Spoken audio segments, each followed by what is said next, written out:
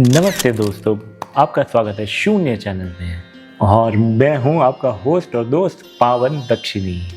तो आज हम आगे बढ़ते हैं हमारी नई सीरीज शिव शक्ति में। आज के एपिसोड में हम जानते हैं भगवान श्री गणेश के जन्म की कहानी। तो एक दिन क्या होता है कि माँ पार्वती जो है वो स्नान करने जा रही है, पर कहीं ना कहीं उनको ना प्राइवेसी नहीं मिल रही माँ पार्वती को। उनको लग रहा है अरे मैं स्नान करने जा रही हूँ, यहाँ पे शिव जी का जो घर है इतना बड़ा, लोग ना आते जाते रहते, पूरा डिस्टर्बेंस हो जाता है उनको। कभी कभी क्या है, अपनी खुद की स्पेस हम सबको कैसे चाहिए होती है, पार्वती जी को भी अपनी स्पेस चाहिए। ठीक है, तो वो क्या करती, अपने जो जहाँ से वो नहा रही है ना, वो चंदन के लेप से और अपने जो उनके ब्यूटी प्रोडक्ट्स जो कह सकते हैं जिससे वो नहा रही है, उनसे वो एक बालक की रचना करती है। अब वो बालक की रचना करके उस बालक को कहती है कि जाओ बालक बाहर, मैं यहाँ पे नहा रही हूँ, किसी को भी गलती से भी प्रवेश मत करना देना, ठीक है। तो बालक तो क्या है, अपनी माँ को ही जानता है और किसी को तो जानता नहीं है, छोटा सा बालक। वो बालक है गणेश। अब वो गणेश जी जो है वो बाहर पहरा दे रहे हैं, ठीक है, और किसी को अंदर जाने नहीं दे रहे हैं। तो इतनी देर में क्या होता है कि बाहर से शिव जी के जो गण हैं वो कुछ आ जाते हैं। तो वो कहते हैं अरे हटो बालक, हमें अंदर जाना है, हम शिव जी के गण हैं। तो बालक कहते हैं नहीं, मैं नहीं जाने दूंगा।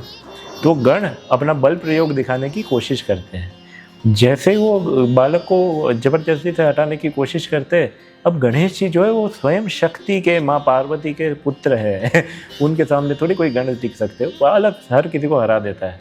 तो और गण आते हैं और वो कोशिश करते हैं, प्रयत्न करते हैं।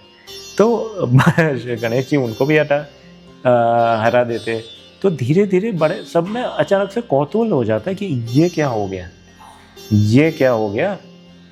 तो उतनी देर में सारे जो गण हैं ना वो चले जाते हैं शिव जी के पास चले जाते हैं कि अरे शिव जी, ये आपके घर के बाहर एक बालक है, वो किसी को जाने ही नहीं दे रहा है, अंदर नहीं जाने दे रहा है, पता नहीं कौन सा बालक है।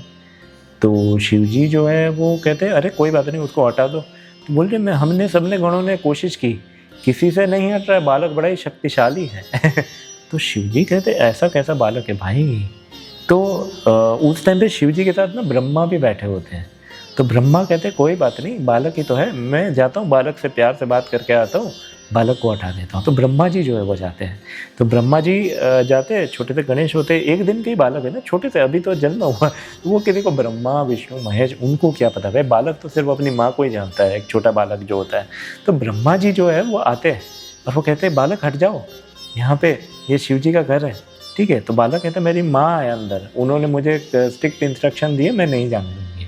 तो ब्रह्मा अपनी शक्ति का प्रयोग करके कोशिश करते हैं बालक को हटाने की, पर इतनी देर में बालक जो होते हैं ना, वो गणेश जी वो बड़े शक्तिशाली हैं, ठीक है।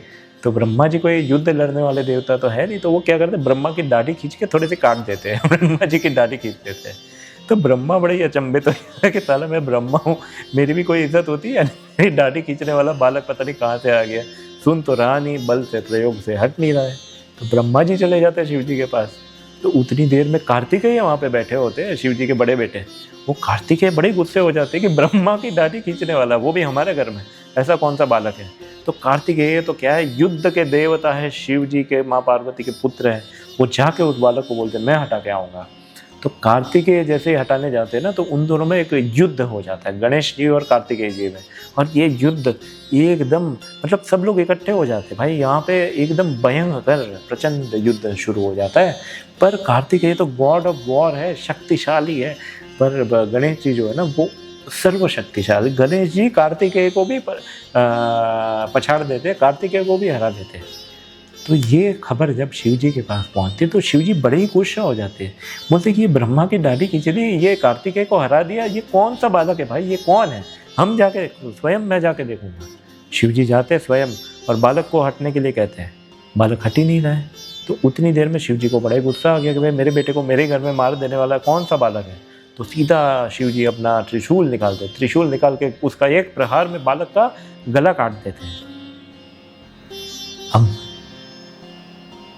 ये बात, माँ पार्वती तो अंदर ना आ रही है ना, पर जैसे ही गणेश की मृत्यु हो जाती है ना, तो अचानक से पार्वती जी को एक धक्का लगता है सडनली। एक माँ होती है ना, उसको पता चल जाता है जब उसके बालक के साथ कुछ गलत हो रहा है, कुछ हानि हो रही है, ठीक है, कुछ मुसीबत में है, तो पार्वती माँ को एक धक्का लग जाता है सडनली। कुछ लगता है कुछ तो नहीं सही नहीं है। बाहर आके वो देख रही है पार्वती माँ, उनका बालक मरा हुआ, गर्दन कटी हुई है, शिव जी खड़े हुए त्रिशूल के साथ। तो माँ पार्वती बड़े ही गुस्सा आ जाती है, वो काली माँ के रूप में आ जाती है, एकदम प्रचंड गुस्सा आ जाती है और वो अपनी सारी मातृकास को बुलाती है, ठीक है, और कहती है नष्ट कर दो ये सृष्टि में, मुझे इस सृष्टि की कुछ नहीं पड़ी जिसमें मेरे बालक की मृत्यु हो गई। सारे जगह पे मातृकाएँ जो है एक से एक विनाश हो रहा है, सब जगह पे गुस्सा हो रहा है, सब माँ पार्वती एकदम रो रही है उनके एक माँ के लिए ना अपनी बालक की मृत्यु। देखो ये बहुत बड़ी वेदना होती है, तो वो शांत नहीं हो रही है। तो शिव जी बड़ा ही माफ़ी मांगते हैं, सॉरी कहते हैं, ठीक है, थोड़ा प्रयत्न करते हैं अपनी तरफ से बनाने का पार्वती माँ को, पर वो शांत हो ही नहीं रही। शिव जी कहते कुछ तो करना पड़ेगा वो कहते कोई बात नहीं, मृत्यु का देवता तो मैं ही हूँ ना। तो शिव जी अपने सारे गणों को बुलाते, बोलते कि तुम जाओ उत्तर दिशा में, तुम्हें जो भी प्राणी मिले सबसे पहले उसका एक सर कटा हुआ जो भी है वो लेके आओ, ठीक है, इस बालक के जिंदा करने के लिए मुझे चाहिए। तो सारे गण जाते हैं, वहाँ पे एक हाथी मिलता है उनको उत्तर दिशा में तो वो हाथी का जो सर होता है ना, तो वो काट के ले आते हैं और शिवजी उस हाथी का कटा हुआ सर को बालक के घर पे रख देते हैं और अपनी दैवी शक्ति से बालक को वापस जीवन दान देते हैं। अब ये जो बालक वापस जीवित होता है, तो ये बनते हैं हमारे गणेश जी, और पार्वती माँ जो है उनका गुस्सा शांत हो जाता है, धीरे धीरे मातृकाओं को वापस बुला लेती है, सृष्टि के अंदर विनाश रुक जाता है। और हाथी कैसा एक प्राणी है कि वो बड़ा ही वाइज प्राणी है, हमारे अंदर माना जाता है कि हाथी बड़ा ही वाइज है, इंटेलिजेंट है। तो हमारे जो गणेश जी है ना, वो भी बड़े ही इंटेलिजेंट है, फुल ऑफ विजडम है और शक्तिशाली है। हाथी तो बड़ा ही स्ट्रॉन्ग होता है, शक्तिशाली होता है, तो गणेश जी भी बड़े स्ट्रॉन्ग है, शक्तिशाली है।